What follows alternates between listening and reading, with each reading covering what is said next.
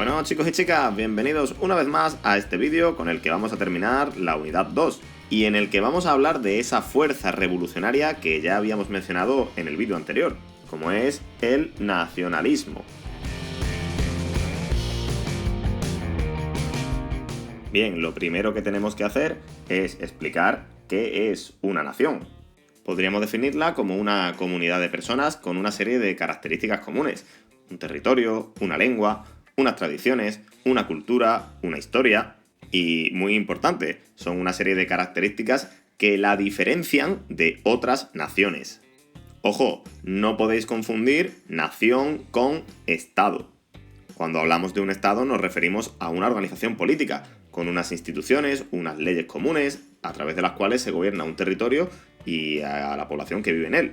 Pues bien, el nacionalismo es una ideología política que defiende la necesidad de que cada nación constituya su propio Estado, de que nación y Estado sean lo mismo. Ahora bien, hay muchos tipos de nacionalismo.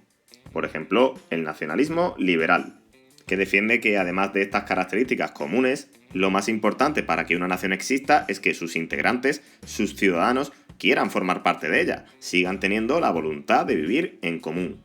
Por contra, el nacionalismo conservador o romántico defiende todo lo contrario, que la voluntad de las personas es indiferente, que tú, por el lugar en el que has nacido y la forma en la que se te ha educado, perteneces a una nación, quieras o no. Los pensadores alemanes, que son los principales ideólogos de este tipo de nacionalismo, hablan de que existe una especie de genio de la nación. Ellos lo llaman Volksgeist.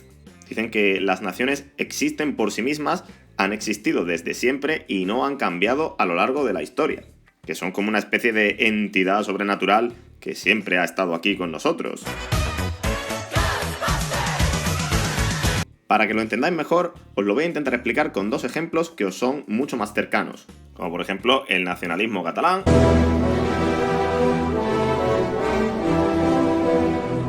o el nacionalismo español. Aunque de este último probablemente hayáis escuchado hablar un poquito menos. Bien, ¿podríamos decir que Cataluña es una nación? Según la definición que hemos dado antes, creo que está bastante claro que sí. Se trata de una comunidad de personas con una serie de elementos en común, como una historia, unas tradiciones o una lengua propia incluso. También está bastante claro que actualmente Cataluña no es un estado, ya que pertenece al Estado español. Ahora bien, ¿podemos decir que España es una nación?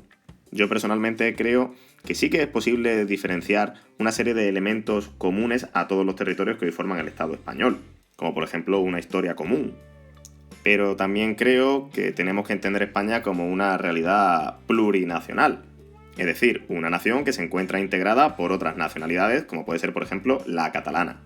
Y esto, además de una creencia personal, es algo que está recogido en el artículo 2 de nuestra actual Constitución.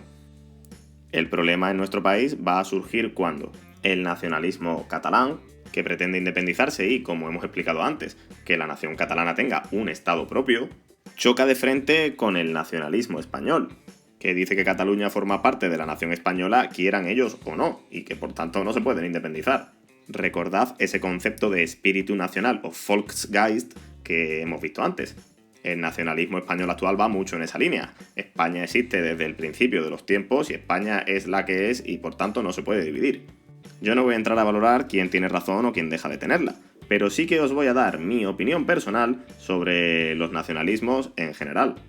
Repito, opinión personal. En este momento podéis dejar de tomar apuntes porque esto es lo que yo pienso y no teoría que forme parte del tema. Os empezaré diciendo que no soy partidario de ningún tipo de nacionalismo, porque como os explicaba antes, el nacionalismo se basa en buscar lo que nos diferencia de los demás. Y en el mundo actual en el que vivimos me parece que es mucho más útil e importante buscar lo que nos acerca, las cosas que nos unen al resto de seres humanos que viven en nuestro planeta, sean de donde sean. Al basarse en esta búsqueda de las diferencias, podemos decir que el nacionalismo es excluyente. Por ponerme de ejemplo, a mí no me gustan ni el flamenco ni los toros. Y además me declaro abiertamente republicano. Me parece que la monarquía es una institución medieval y antidemocrática que debería desaparecer. Por estos motivos, algunas personas nacionalistas españolas a lo largo de mi vida me han tachado de ser anti-español. Y esto no es así. Yo soy español, lo que pasa es que me siento orgulloso de otras cosas de nuestra cultura, como como el arte, Dalí, Velázquez, Picasso, Goya, o nuestra gastronomía, o nuestra forma de ser, más alegre y más abierta que en otros lugares de Europa. También me parece que los nacionalismos son egoístas, poco empáticos. No se ponen en el lugar del otro, no se paran a pensar, por ejemplo, el caso del nacionalismo catalán, que hay muchas personas que viven en Cataluña y que no se quieren independizar. O en el caso del español, quienes no entienden que los catalanes quieran utilizar su propia lengua, que es la que hablan con mayor comodidad, aunque también hablen castellano. Por último, creo que el nacionalismo en gran parte es un sentimiento irracional. Es algo muy visceral, basado en los sentimientos, y no en la razón, la ciencia y el diálogo. Por ejemplo, cuando los catalanes dicen que quieren votar, muchos españoles dicen, no, es que no pueden votar, es que eso es ilegal. Ya, y que las mujeres votasen también era ilegal, pero las cosas cambian con el tiempo. Personalmente creo que realizar una votación no es ningún crimen, no atenta contra nadie, así que no veo por qué impedirles que voten. Y ya os he dicho que ni soy nacionalista ni estoy a favor de la independencia de Cataluña, pero sí estoy a favor de la democracia y de que las personas puedan expresarse libremente en las urnas. También se escucha mucho por ahí eso de que no se pueden ir porque es que estamos en España, forman parte de España y ya está, y esto es así. Ya, y Sudamérica también era parte de España, y Holanda, y Bélgica, y muchos territorios en Italia, pero ya no lo son. Los estados cambian a lo largo del tiempo y siguen cambiando. Ni nacieron así en el principio de los tiempos, ni van a acabar así dentro de vete a saber cuántos años. Por resumiros el problema, a mí me gusta mucho esta viñeta, en el que tenemos a nacionalistas catalanes y españoles cayéndose al abismo, porque ninguno cede y ninguno está dispuesto a escuchar al otro, que es lo que yo creo que hace falta para solucionar este problema. Libertad y, sobre todo, diálogo.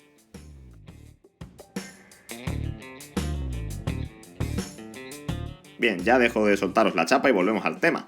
Además de estos dos tipos de nacionalismo, liberal y conservador, también tenemos que hablar de un nacionalismo centrífugo, que es el que quiere independizarse, fugarse de un estado mayor al que pertenece, como es el caso del nacionalismo catalán. En el siglo XIX, aproximadamente en el año 1830, tenemos el caso del nacionalismo belga, que ya hablamos de él en el vídeo anterior, y que se acababa independizando del reino de los Países Bajos, al que se había unido en contra de su voluntad durante el Congreso de Viena. Y también tenemos que hablar del nacionalismo griego, que desde el año 1821 va a estar en guerra contra el Imperio Otomano al que pertenecía, consiguiendo su independencia en el año 1829. Repito, son dos territorios, Bélgica y Grecia, que se independizan de un estado superior, el Reino de los Países Bajos o el Imperio Otomano. Por último, tenemos que hablar de un nacionalismo centrípeto, que es lo contrario del anterior.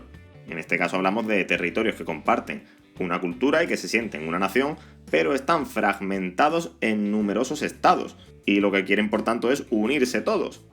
En el siglo XIX este va a ser el caso de Italia y Alemania. Italia estaba dividida en 7 estados diferentes, y se van a unificar en torno al reino de Piamonte. El reino de Piamonte está al norte de Italia, su capital era Turín, sí, donde la Juve. ¡Sí! Y la unificación va a ser llevada a cabo por estos dos personajes, el rey Víctor Manuel II, que será el primer rey de Italia, y su hombre de confianza, el conde de Cavour. El caso de Alemania era más complejo, ya que estaba dividida en más de 30 estados. La unificación en este caso va a tener lugar en torno al reino de Prusia, y va a ser liderada por Guillermo I y su canciller Otto von Bismarck. Las fechas de unificación de ambos países son similares, entre 1860 y 1871 aproximadamente.